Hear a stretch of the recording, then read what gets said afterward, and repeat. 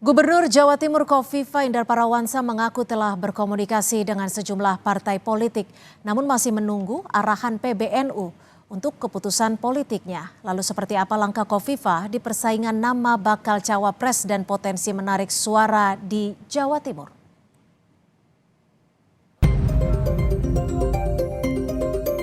Gubernur Jawa Timur Kofifa Indar Parawansa angkat bicara soal isu dirinya akan maju sebagai calon wakil presiden dalam kontestasi Pilpres 2024. Meski gencar didekati para pengusung 3 bakal calon presiden untuk jadi bacawa pres, Kofifa Indar Parawansa mengaku belum memutuskan pilihan politik lantaran masih berkomunikasi dan berkoordinasi dengan keluarga besar PBNU. Ketua Umum PP Muslimat NU, anggotanya sekitar 32 juta, itu terkonfirmasi. Jadi itu mesti harus konfirmasi kawan-kawan. Jadi kalau saya melangkah itu ada ya paling tidak kawan-kawan itu bisa memberikan kesepahaman dan terutama dengan PBNU karena saya secara struktural ada di salah satu ketua PBNU. Jadi tidak sesederhana itu, yes or no, itu nggak sesederhana itu. Pengamat politik Universitas Airlangga Hari Fitrianto menyebut jika suara warga NU sangat menentukan untuk kemenangan Jawa Timur. Hari menyebut sikap PBNU yang netral membuat peluang partai politik untuk mendekati tokoh NU sangat besar. PBNU itu netral sehingga siapapun kader NU yang berkiprah di partai politik itu mendapatkan restu dari PBNU sehingga partai politik selain PKB itu tetap memiliki kans yang cukup besar untuk mewarnai pilihan-pilihan atau afiliasi politik dari warga Nahdien. Saya kira P3 sebagai partai yang memiliki historis dengan NU itu memiliki kans yang cukup besar untuk melakukan pendekatan. Nama Kofifa Indar Parawansa muncul dalam bursa bacawa pres setelah sejumlah baca pres seperti Prabowo Subianto dan Anies Baswedan menemuinya. Tak hanya baca pres, Ketua Umum PDI Perjuangan Megawati Soekarno Putri juga sempat berada dalam satu kegiatan bersama Kofifa. Selain Kofifa, nama Yeni Wahid juga sempat masuk dalam bursa nama bakal calon wakil presiden yang diusulkan Nasdem untuk mendampingi Anies Baswedan. Nama Yeni diharapkan mampu mendongkrak elektabilitas Anies di Jawa Timur. Tim Liputan, Kompas TV. Lalu bagaimana strategi dari masing-masing baca pres untuk mengambil suara di Jawa Timur? Dan seberapa kuat pengaruh Kofifa mendongkrak kemenangan bagi capresnya nanti?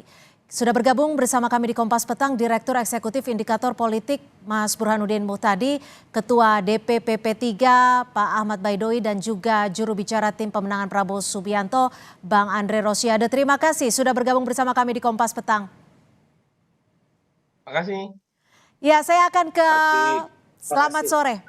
Saya akan ke P3 terlebih dahulu. Pak Baidowi, ini kan P3 sudah mengajukan nama Sandiaga Uno. Melihat pergerakan Pak Ganjar, Anda melihatnya seperti apa? Hari ini kemarin Pak Ganjar baru saja bertemu dengan Ibunda dari Gus Yakut. Ya, itu bagian dari ikhtiar Pak Ganjar Pranowo untuk mendapat dukungan dari keluarga besar Nahdlatul Ulama ya meskipun tidak struktural, tetapi harus dipahami bahwa selain beliau konteksnya adalah pamitan karena sudah akan mengakhiri masa tugasnya sebagai Gubernur Jawa Tengah, namun tidak bisa dilepas beliau sebagai calon presiden tentu mendekati sejumlah simpul-simpul masyarakat yang dianggap itu memiliki kedekatan hubungan emosional dengan Nahdlatul Ulama, apalagi yang didatangi adalah keluarga atau ibunda dari ketum PBNU. Meskipun PBNU sendiri secara organisasi netral, namun hal itu tetap dilakukan dalam konteks seperti itu mendekatkan diri gitu. Toh namanya orang mendekat itu kan sah-sah saja kemanapun. Yang penting tidak melanggar ketentuan perundang-undangan dan tidak melanggar syariat kalau di agama Islam itu. Oke, dari P3 sendiri akan menyikapinya bagaimana? Karena sudah menawarkan Sandiaga sebelumnya. Ya biasa saja. Ya biasa saja, toh mendekati tokoh-tokoh atau simpul-simpul NU kan bukan berarti menyodorkan calon wakil presiden gitu. Tentu P3 tetap berpegang teguh kepada hasil Rapimnas 6 yang menyebutkan bahwa Pak Sandiaga Uno diusulkan sebagai calon wakil presidennya Pak Ganjar Pranowo. Ya, Soal kemudian ada irisan dengan Nahdlatul Ulama, yang penting itu mendapat respon positif dan juga keberpihakan ke depan terhadap komunitas Nahdien, bukan soal figurnya. Karena meskipun menggandeng figur NU belum tentu memenangkan kontestasi. Banyak buktinya, contoh di 2004 itu Pak SBY, ya. Bu Megawati menggandeng ketua umum PBNU, tetapi kan tidak bisa memenangkan kontestasi. Baik. Sekarang bagaimana mencari calon wakil presiden yang bisa menopang keterpilihan seorang Ganjar Pranowo. Dan sekarang membuka ruang siapapun untuk berkreasi menjalin komunikasi. Tentu kami P3 tidak patah harapan, bahkan tetap semangat mendorong Pak Sandi sebagai calon wakil presidennya Pak Ganjar. Baik, saya akan ke Bang Andre. Bang Andre, kalau sebelumnya ini kan Pak Prabowo sudah sempat bertemu dengan Ibu Khofifah ya. Ini sudah ada diskusi lanjutan belum untuk kerjasama politiknya? Ya, komunikasi terus dilakukan oleh Pak Prabowo kepada seluruh tokoh bangsa yang ada ya. Baik Bu Khofifah maupun tokoh-tokoh yang lain. Bukan hanya dengan Bu Khofifah kita bertemu di Jawa Timur ya, tapi Pak Prabowo sama Gus Muhaimin atau Pak Prabowo sendiri berkeliling bertemu dengan tokoh-tokoh ulama yang ada di Jawa Timur. Bahkan juga Pak Prabowo diajak oleh Pak Jokowi untuk juga berapa kali berkeliling ke Jawa Timur. Alhamdulillah dengan silaturahim yang banyak dilakukan oleh Pak Prabowo kepada tokoh-tokoh Nahdlatul Ulama, para kiai ulama yang ada di Jawa Timur, juga mungkin dengan Bu Khofifah dan tokoh lain, bahkan juga karena diajak selalu oleh Pak Jokowi berkeliling Jawa Timur, alhamdulillah berbagai lembaga survei lokal di Jawa Timur menunjukkan Pak Prabowo saat ini unggul di Jawa Timur. Ini patut kita syukuri ya, bahwa memang efeknya luar biasa, silaturahim dengan berbagai tokoh termasuk diajak berkeliling oleh Pak Jokowi yang memberikan efek. Tapi untuk diskusi politiknya dengan Khofifah Indar Parawansa belum ada lanjutan artinya ya? Ya, pertemuan dengan Bu Khofifah maupun tokoh-tokoh lain tentu dilanjutkan ya.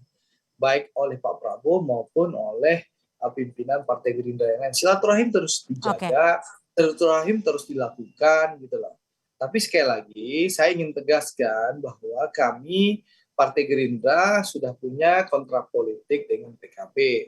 Jadi capres dan cawapres Pak Prabowo nanti ditentukan secara bersama-sama oleh Pak Prabowo dengan Gus Muhaimin. Dan saat itu fokus kami bagaimana Pak Prabowo dukungan terhadap partai politik terus bertambah setelah bulan bintang. Insya Allah setelah ini Gelora, mudah-mudahan insya Allah PSI dan partai-partai lain termasuk PAN dan Golkar. Itu fokus kami sekarang. Baik, sudah kami tangkap. Saya akan ke Mas Burhan. Mas Burhan, kalau Anda melihatnya sendiri, kans dari Khofifah Indar Parawansa ini seperti apa? Karena kita tahu setidaknya ada 3 poin yang cukup unggul dari Bu Khofifah ini ya. Dari Jawa Timur, latar belakangnya Nahdlatul Ulama dan juga sebagai tokoh perempuan. Menurut Anda? Ya, memang kalau dari sisi keunggulan komparatif, Bu Khofifah memiliki hal-hal yang tidak dimiliki oleh calon lain, terutama dari sisi gender. Karena dari sisi pemilih, 50% pemilih di Indonesia adalah perempuan. Ya. Dan sejauh ini Bu Khofifah hanya disamai dari sisi gender oleh misalnya Yeni Wahid. Tetapi nama-nama lain kan umumnya yang beredar berasal dari kalangan laki-laki. Tapi kalau kita lihat dari data survei per hari ini, itu keunggulan gender belum menjadi kekuatan yang bisa dimaterialkan oleh Bu Khofifah. Jadi kalau kita cek sebenarnya pemilih Ibu Khofifah kurang lebih sekitar 6% ya. Jadi kalau kita tanya siapa cawapres yang paling pantas menurut Ibu Bapak, per hari ini Bu Khofifah masih ada di peringkat ke-6. Di bawah Erik, Ridwan Kamil, Sandiaga Uno, AHY, dan Mahfud MD. Nah, dari 6% yang memilih Bu Khofifah, itu pemilih perempuan yang memilihnya baru 7, pemilih laki-laki 5%. Jadi poin saya adalah belum banyak perempuan yang melihat atau melirik Bu Hovifah. Nah, dugaan saya Bu Hovifah sendiri belum melakukan kerja-kerja politik untuk mendekati pemilih. Nah, memang kalau kita lihat hal lain, pemilih secara umum yang tinggal di Jawa Timur mulai melirik Bu Hovifah. Misalnya 25% warga Jawa Timur itu memilih Ibu Hovifah sebagai cawapres paling pantas. Tetapi lagi-lagi belum solid. Ya, artinya meskipun memiliki keunggulan dari sisi asal wilayah karena beliau adalah Jawa Timur, kemudian juga punya keunikan dari sisi gender karena tidak banyak pemilih cawapres perempuan yang muncul, tetapi belum dimaterialkan. Ya. Jadi Bu Hovifah sepertinya masih menunggu wangsit ya sebelum kerja politik untuk meningkatkan daya tariknya secara elektoral. Oke, artinya masih menunggu dan juga menunggu arahan dari PBNU sebagai organisasinya. Lalu seperti apa provinsi terbesar di Jawa yang memang kalau kita tahu ini Jawa Timur bisa dikatakan sebagai medan perang antar kontestan. Kita akan kembali membahasnya selepas jeda. Tetap bersama kami di Kompas Petang.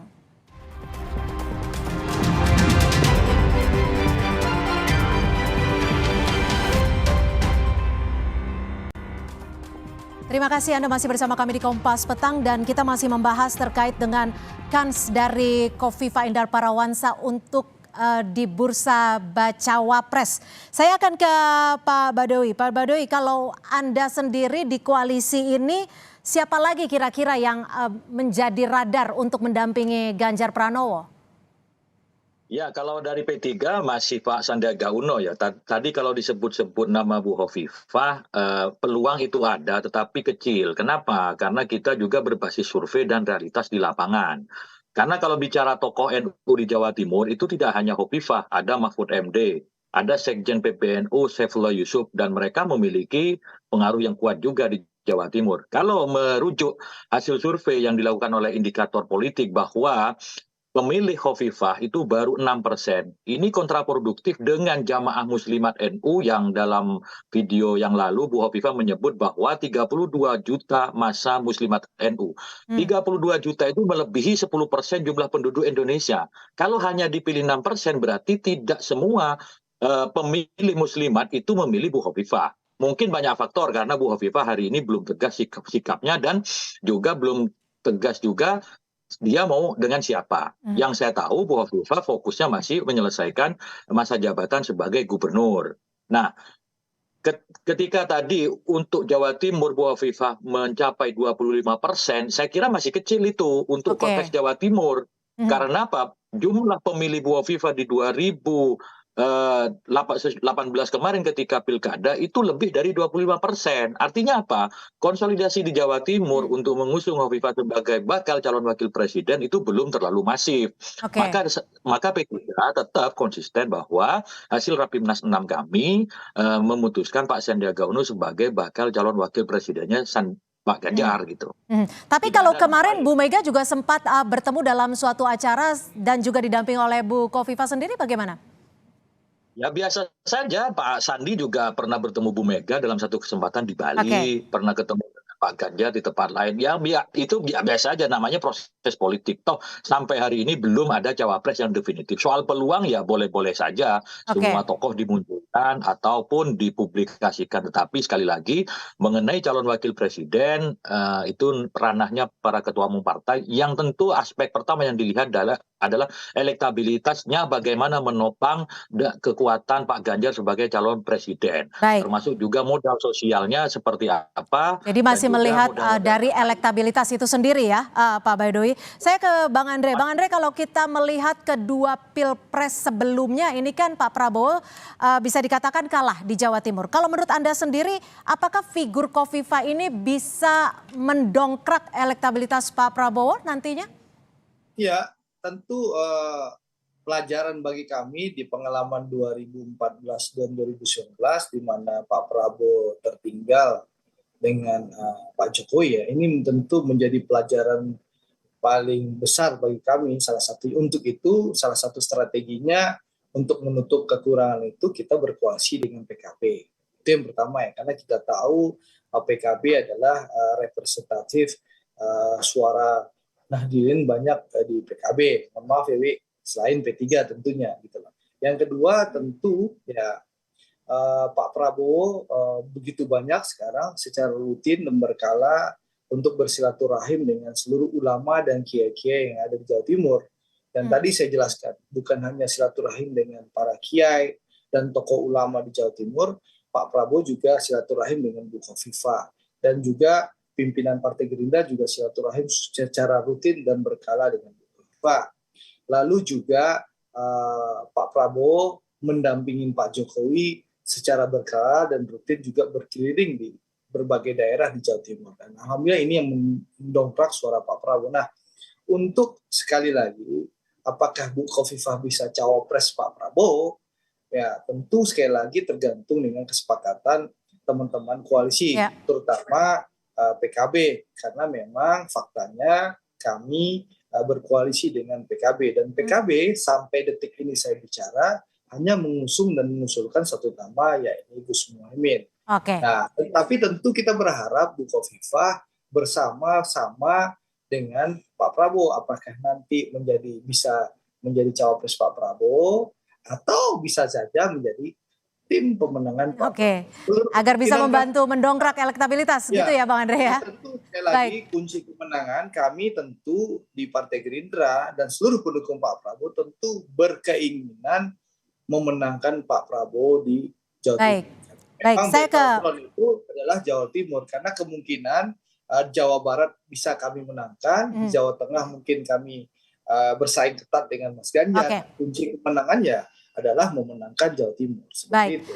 Mas Burhan, Jawa Timur menjadi sorotan. Bisa dibilang tadi Bang Andre kunci kemenangan ada di Jawa Timur. Kalau Anda melihatnya sendiri, Mas Burhan, figur Khofifah ini seberapa kuat sih untuk memenangkan ataupun membantu mendongkrak pasangannya jika ia memang nanti dipilih sebagai bacawa pres? Ya, lagi-lagi kalau mengacu pada temuan hari ini, beliau belum muncul sebagai kandidat yang kompetitif. Jadi, dan ini bukan hanya survei dari indikator ya, survei Kompas, Litbang Kompas sendiri, kemudian SMRC, kemudian survei Carta Politika juga menunjukkan hal yang sama. Jadi, Ibu Khofifah dibanding misalnya nama-nama kepala daerah yang lain, itu relatif belum aktif memanaskan mesinnya. Tapi kalau untuk menguatkan ladang di Jawa Timur sendiri, sudah memungkinkan belum perspektif Anda? Singkat saja. Ya, lagi-lagi kalau lihat peta hari ini belum kelihatan, Cynthia. Kalau kita cek ya, dari 16% warga Jawa Timur, dari total populasi nasional, 25% memang sudah melirik Ibu Khofifah. Tapi keunggulan Ibu Khofifah di Jawa Timur itu tidak telak ya, tidak mutlak. Ada beberapa nama lain yang cukup mendapatkan dukungan yang lumayan, meskipun bukan berasal dari Jawa Timur. Lagi-lagi kerja politik menentukan, bukan sekedar tampil di media, tetapi kerja politik di bawah.